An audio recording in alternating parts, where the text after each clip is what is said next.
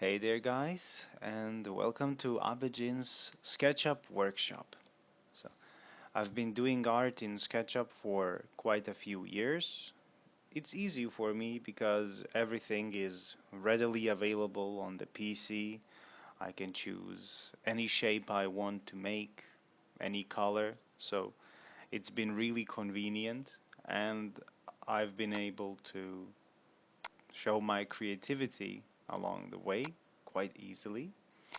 So today I would like us to take a look at making a Greek temple ruin. So I've always been fascinated by Greek architecture, its origins, developments. So, and I am most fascinated but what it looks like today. The ruins, the leftovers, the monuments that we gaze upon and just imagine what they were like in their heyday. So, let's get it started. So, for today, it's going to be a very simple model. So, let's see here. So, as you can see, first we need to establish the base, but because this is a ruin, let's be playful and just cut off this part of the base. Yeah, that's us. All right. Now let's color it a subtle granite light gray. Now here we're going to make something like a square. Doesn't have to be perfect. Apparently stairs on Greek temples were just a little bit under this angle. Even though they do not look it, they were actually made angled so that the rain would, well, flow down the stairs and not get caught up on them. So, pretty neat. All right, so let's take a look here. And now we've got the ruined base. But I always tend to add details even before I finish something. So let's add a few cube rectangular shapes here. Okay, there we go. Now it's, well, becoming more alive, and because this is a ruin, adding this sort of cracked shape is also neat. Okay.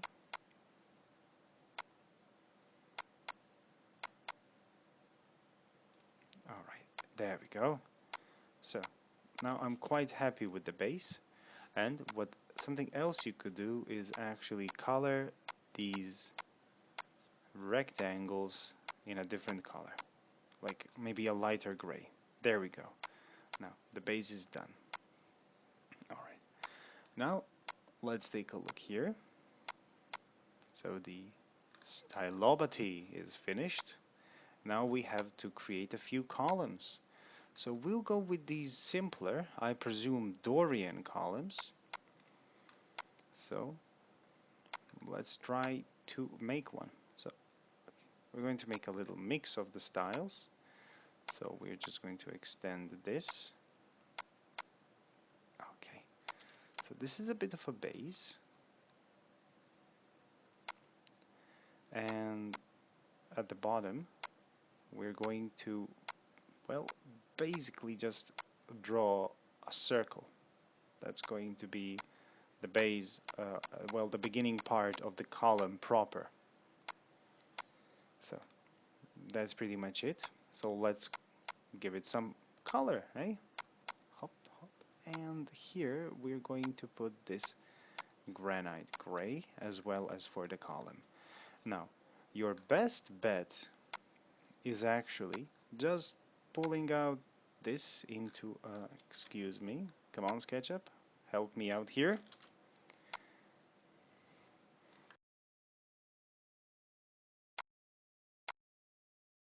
All right, so let's see, come on SketchUp, you can do it. There we go. So the column rows, awesome. But as you can see, it's just a cylinder.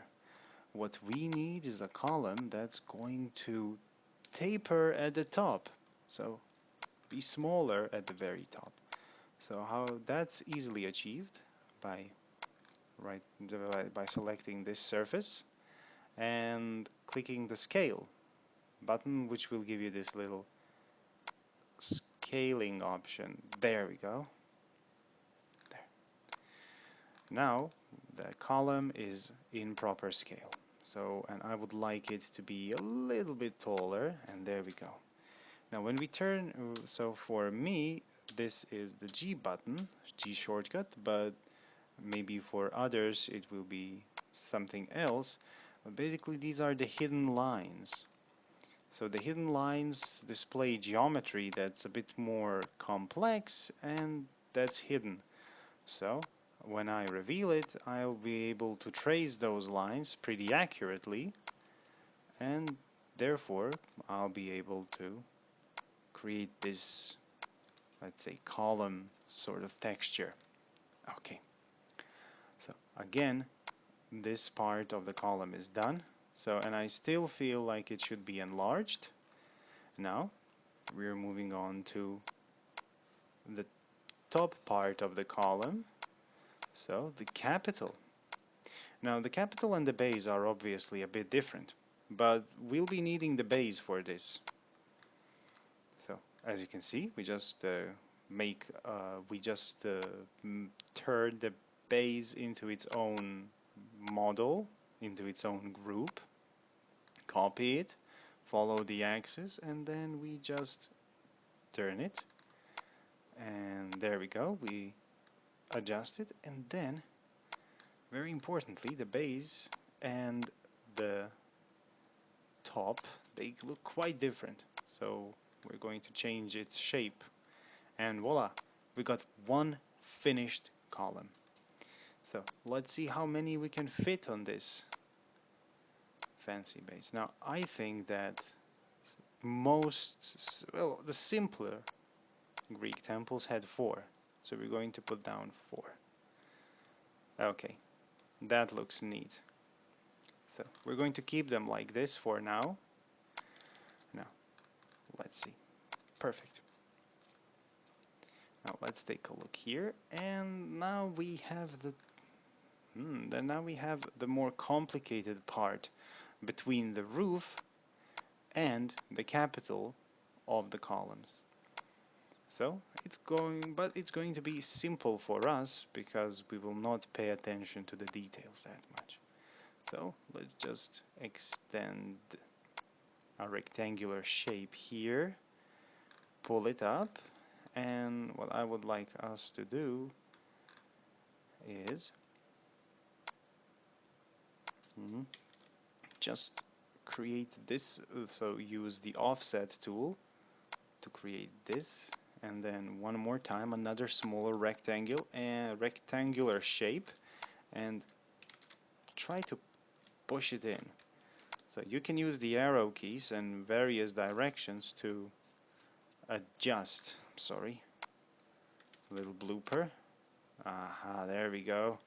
So to adjust the shape of this rectangle, and by selecting it all, pressing the control key, you'll be able to drag it out. And again, pressing the control key, we are just dragging these, copying them over and over again. Now, this isn't perfectly symmetrical by any means, and I'm not really trying to achieve that. This is just so because this is actually going to be a broken roof of a ruined temple. So this is all I want for now. And now let's take a look here. So we need the triglyphs. Now those are going to be a bit more complicated. So let's turn this one into a group and let's get working on the triglyphs. So let's extend this. Oh, come on, you can do it. Okay, I'm just going to draw this myself. Hop. Alright, this is the size I want. So let's pull it up there. Let's turn it into a group and twist it a little bit like this. There we go. Now, this will be our triglyph.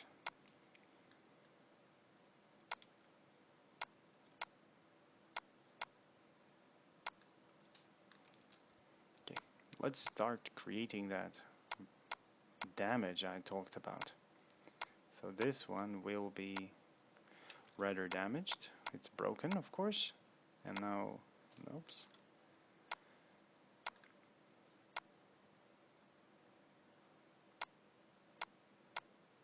And this one too. Broken. There we go. Now the damage on the temple is now a bit more visible, which is what we wanted to achieve anyway. Poor temple. Oops. I have to unlock this and edit it as a group. So let me find that fine marble white. So that's it. Oops. Okay, this color. Maybe this darker one for this part. There we go. Now the temple looks far more damaged than before. And now let us try to create this here, this front fresco. So let's create a group out of all of this, and let's see how much of the fresco will fit on this ruin. Again, poor temple. So just intuitively follow your, follow your guts and do things your way. No need to follow what I'm doing step by step by any means.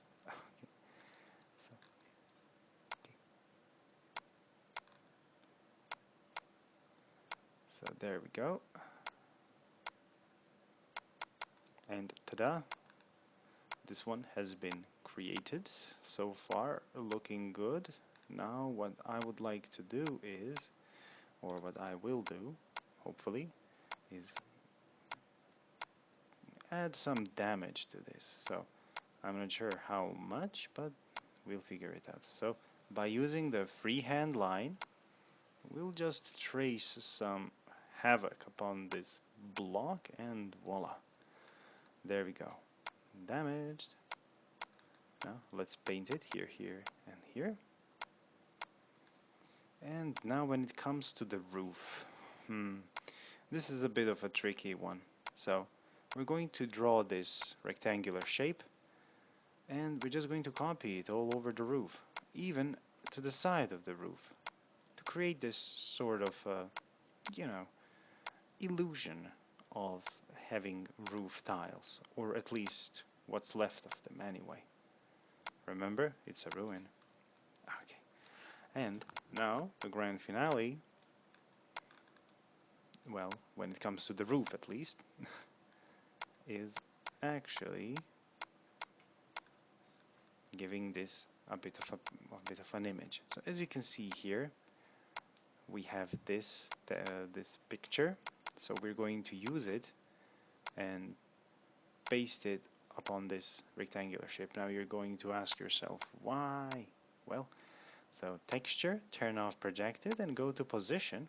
And by using these, well, let's say resizing tools, we can actually use this texture for the pediment.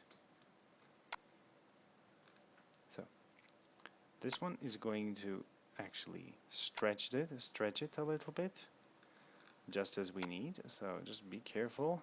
Sometimes gets stretched too much. There we go. Now we will say done, and now we're going to turn this into a unique texture. Upon doing so, we will also change its color into this one, and voila, we got ourselves well decorated front of the temple. Okay, so now finally back to the columns, back to the basics, because we need to ruin them as well. So I'm gonna show you a very, well, simple, fast way of doing so. So we create a new group just this sort of flat shape. Put it in the middle of the column and then go intersect with context. So we can turn this into a group, turn this into a group, and now, hop, there we go. We can break them. Huzzah! Now, basically the marble in Greek temples was layered, and it had a middle part which actually supported marble rings. Now, this is supposed to be a kind of minimalist approach towards the topic, so I will not go into details of drawing those rings, but at least the middle part would be a nice addition. There we go, one of our columns is broken, so what we're going to do is we're going to copy it over here, turn it a little bit, put it here. So there, damage. Now this column, we're going to actually do the same to it, but in a different way. So as I said, these columns were built up of smaller pieces, all of them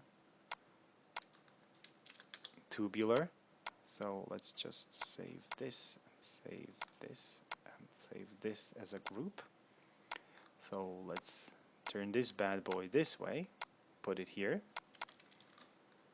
Let's get this here and just adjust it in a way that looks kinda natural. Okay. And let's do the little trick with the circle in the middle. As I said, looks neat.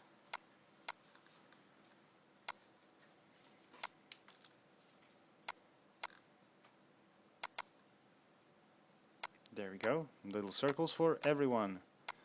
And voila. There we go. So the ruins of this temple look far more believable now. I mean, they look more ruined, at least. Okay, so let's remove this and let's put this somewhere here.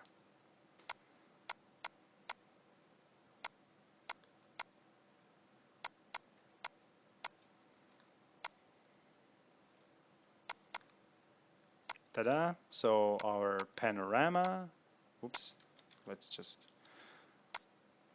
turn this into a group, make group, move it away, and let's take a look at our Greek temple. So I usually do not like these straight lines, so we're just going to break it up a little bit for our final shot. There we go. So, a ruined temple in SketchUp. Thank you for watching. I hope you enjoyed.